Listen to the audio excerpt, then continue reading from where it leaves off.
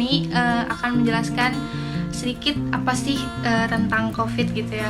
Nah, COVID ini seperti yang kita tahu berasal dari kota Wuhan di provinsi Hubei, tepatnya di Cina, di mana dilaporkan kasus pertamanya itu yaitu pada tanggal 1 Desember 2019. Nah, di mana itu menyerang pedagang atau jualan di pasar ikan Huanan di kota Cina.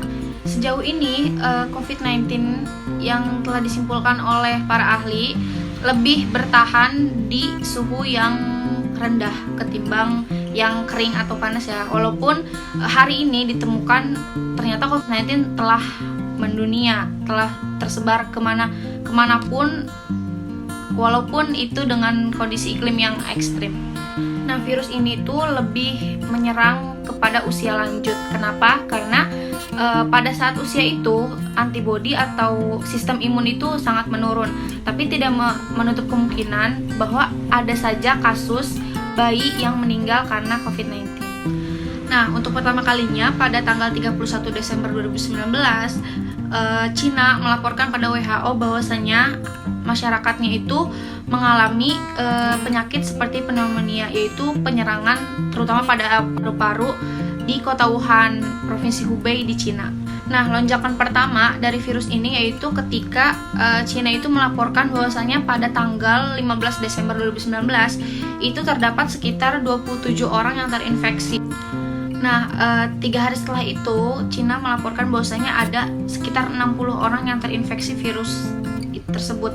Puncaknya itu ketika tanggal 3 Maret 2020 itu Cina mengkonfirmasi bahwasanya sudah 1 juta orang yang terinfeksi dengan angka kematian 53.000 dan angka kesembuhan 210.000 orang.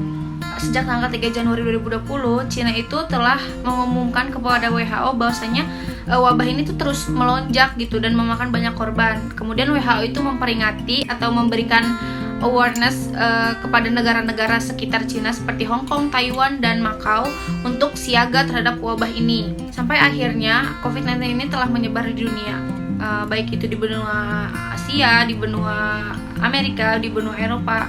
Semua itu mengkonfirmasi bahwasanya terdapat kasus COVID, sehingga pemerintah itu melakukan upaya untuk penanggulangan agar COVID-19 ini awalnya istilah lockdown atau quarantine ini fokusnya hanya di Wuhan, di tempat virus ini menyebar.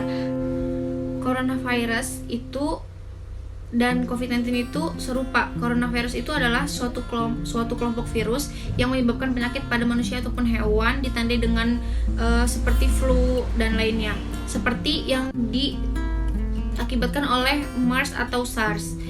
Nah, kenapa COVID-19? COVID-19 itu adalah panjangan dari Coronavirus Disease 2019 karena virus ini muncul tahun 2019. Apakah COVID-19 itu sama seperti SARS? Enggak, itu beda. Kenapa? Walaupun mereka dalam satu keluarga virus yang sama, tetapi mereka itu memiliki beberapa perbedaan. Dan tingkat kematian yang disebabkan oleh SARS itu lebih tinggi 9,6% dibanding COVID-19. Walaupun penyebaran dan perluasan itu lebih pesat COVID-19, tetapi angka kematiannya lebih tinggi SARS.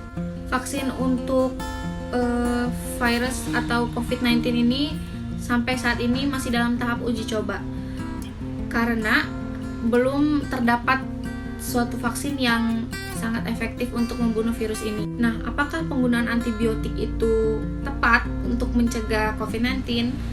Tentu tidak ya, karena antibiotik itu diutamakan atau diperuntukkan bagi penyakit yang disebabkan oleh bakteri, bukan dari virus. Selama pandemi COVID-19 ini, ada banyak perubahan beserta dampaknya yang dirasakan oleh hampir seluruh masyarakat. Apa saja sih perubahannya itu? Yaitu terbatasnya aktivitas di luar rumah seperti karyawan yang menjalani work from home, anak-anak yang belajar secara daring, hingga kebiasaan sehari-hari yang berubah.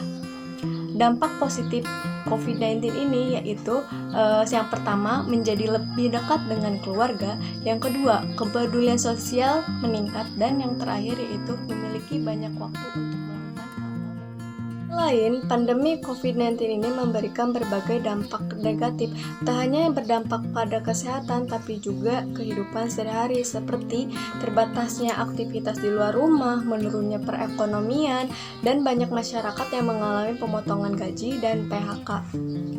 Hingga saat ini, belum diketahui kapan situasi ini berakhir. Dampak negatif dan positif COVID-19 ini memberikan pelajaran terkait pentingnya usaha pencegahan. Penerapan tindakan preventif menjadi bekal menghadapi berbagai penyakit di masa yang akan datang.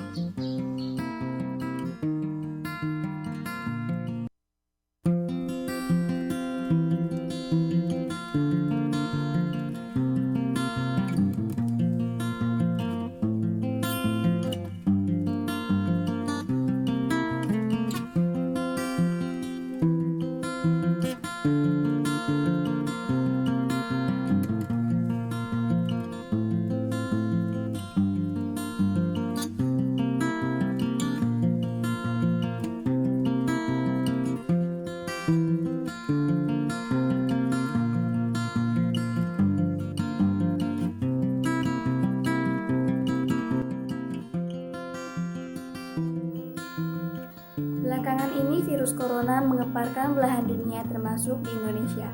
Nah, yang perlu kita tahu, penyebaran virus ini adalah karena partikel virus yang mengenai mata, hidung, dan juga mulut. Lalu, upaya apa yang harus kita lakukan? Yang pertama, jangan menyentuh wajah atau mengucup mata dalam keadaan tangan yang kotor. Yang kedua, wajib menggunakan masker saat pergi keluar rumah. Yang ketiga, jaga jarak.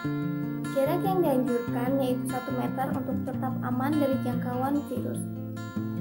Yang keempat, waspada menggunakan barang bersama, karena partikel virus bisa menempel pada benda tersebut, seperti saat menyentuh gagang pintu, pegangan tangga, tombol lift, dan juga pegangan kereta. Yang kelima, jangan lupa untuk selalu mencuci tangan secara menyeluruh selama 20 detik. Yang keenam, hindari berjabat tangan atau bisa menggantinya dengan melambaikan tangan, karena berjabat tangan akan mudah mentransfer partikel virus. Yang terakhir, jaga kesehatan dengan makan makanan yang bergizi, istirahat yang cukup, olahraga yang teratur, dan juga minum vitamin. Itulah tadi upaya pencegahan yang bisa kita lakukan untuk mencegah virus corona. Terima kasih.